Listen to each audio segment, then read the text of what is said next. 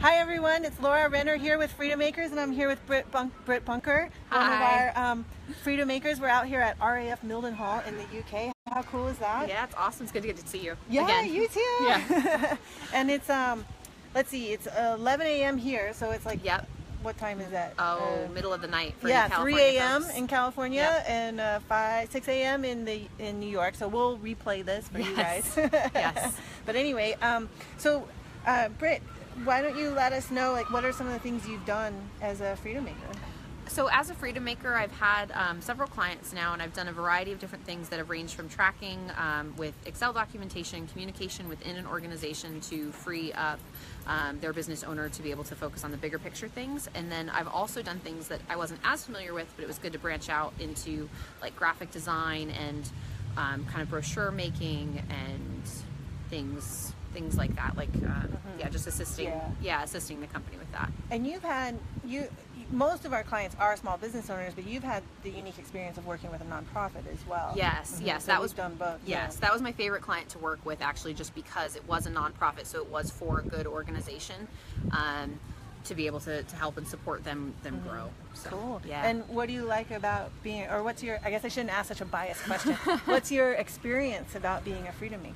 I absolutely love it, and I love it because I like the freedom of being able to pick and choose my own hours. I do have a young kid at home, I have another child on the way, and a husband who works a lot, so being able to kind of work during nap time or get work done at night or work during a day that I have childcare available and not set hours, so if your kid's sick, it can be a little bit more flexible. I've really, really liked that part of it.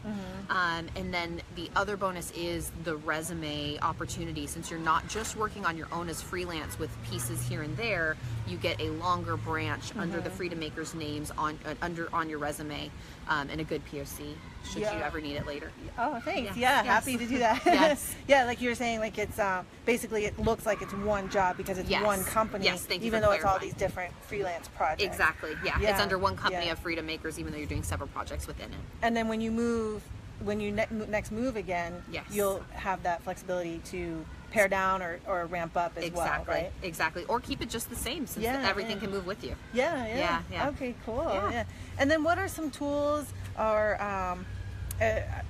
what's the other word I was thinking? Like systems or things that you have found would benefit business owners who want to use a virtual assistant? So the two things that I've found would be the biggest tool I would actually say is, I know it sounds silly, but maybe potentially not be always using a Mac, because sometimes some of the Microsoft Suite, like Publisher, I found the hard way, does not really have Mac availability on it. There are workarounds for it, and you can figure it out. And it is painful to do, but you can do it. But potentially think about getting like a smaller system that has Windows, since I found that does seem to work better with some clients. You have a Mac? Is that what I have a Mac, okay. and then we have a small, like, as a, in our household, we have like a small older, just it connects to the internet and has like a baseline Microsoft Suite on it. Yeah. So that was helpful to have. I would say too, because part of what allows us to be Freedom Makers is that a lot of software these days is cloud-based or online-based. Yes. And so I think it really matters that you have what your client has, yes, right? and that's exactly what I was about to say as well, because some of my clients in the past have preferred to use FaceTime audio as the best way to talk to me. So if I didn't have an iPhone or an Apple product, that would have been difficult to coordinate. I mean, we would have coordinated it through Skype, or there's other means, but that kind of made it easier.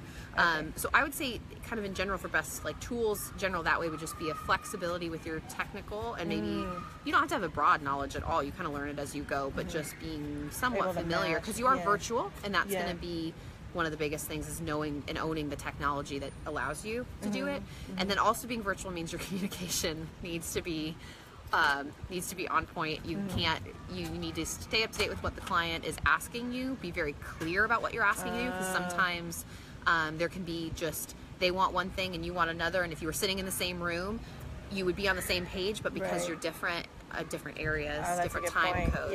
So having that communication skill. That's a really good point. Yeah, it's really good. Okay, cool. And then Britt, we'll finish up here, but do you want to share about your affiliation with the military? Yeah, so I am a veteran. I was in the Air Force for 5 years, and now I'm a military spouse, and we're here at Mildenhall now. So wonderful. It's great. Cool. Well, thank you. Yeah, it was good to Thanks see for you your again. time today. It's good Take to care. see you, and everyone else. Hope you're having a good night, and we'll keep in touch. Bye. Bye.